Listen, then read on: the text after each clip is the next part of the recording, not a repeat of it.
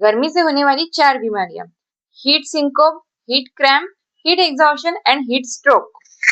अगर आप गर्मी में बहुत ज्यादा एक्सरसाइज करते हो, उसके वजह से आपके मसल्स में क्रैम्प आते हैं, वो उसे हीट क्रैम्प कहा जाता है। ये हीट क्रैम्प ये पानी की कमी से और सोडियम की कमी से होता है।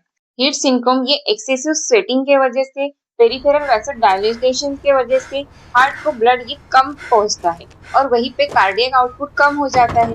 उसके वजह से बीपी, ब्लड प्रेशर कम हो जाता है और उसके वजह से पेशेंट को चक्कर आने शुरू हो जाते हैं और वो बेहोश हो जाते हैं। हीट सिंकोम और हीट क्रैम्प में आप आईवी फ्लूइड दे सकते हैं। वहीं पे सोडियम बढ़ाने की चीजें जैसे कि ओआरएस, कोकोनट वाटर, ये चीजें भी आप दे सकते हैं। हीट एग्जॉशन और हीट स्ट्रोक, इन दोनों में डिफरेंस क्या है? हीट एग्जॉशन यानी कि बॉडी टेम्परेचर ये ग्रेटर देन 37 डिग्री सेल्सियस होता है। वहीं पे हीट स्ट्रोक का बॉडी टेम्परेचर ये ग्रेटर देन 40 डिग्री सेल्सियस होता है। हीट एग्जॉशन में पेशेंट को चक्कर आते हैं, लेकिन वो कौन है, कहाँ पे है, इस तरीके की चीजें उसे पता रहती है। वहीं पे हीट स्ट्रोक में पेशेंट अल्टर सेंसोरियम डिसोरिएंटेड हो जाता है। वो कौन है, कहाँ पे है, वो उसे पता नहीं रहता है। कई बार वो अनकॉन्शियस हो जाता है। हीट एग्जॉशन में एक्सेसिव स्वेटिंग होती है, उसके वजह से स्किन ये कूल, ड्राई और काली रहती है। वहीं पे हीट स्ट्रोक में स्वेटिंग नहीं होती है।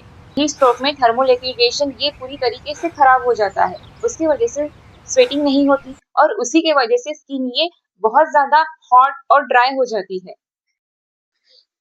हीट एग्जॉशन में पल्स ये वीक होती है, वहीं पे हीट स्ट्रोक में पल्स ये स्ट्रांग होती है।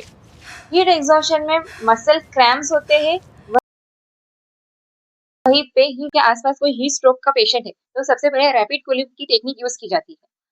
किसी पानी से भरे टब में पेशेंट को रखा जाता है।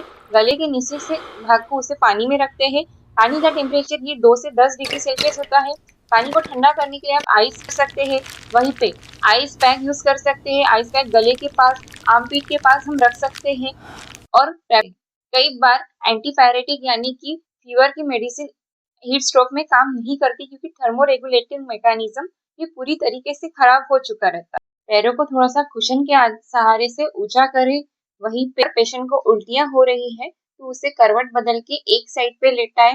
अगर कोई पेशेंट बेहोश है तो उसे खाने पीने की चीजें ना दे, उसके वजह से गले में खाने पीने की चीजें अटक सकती है और उसे सांस लेने में तकलीफ हो सकती है।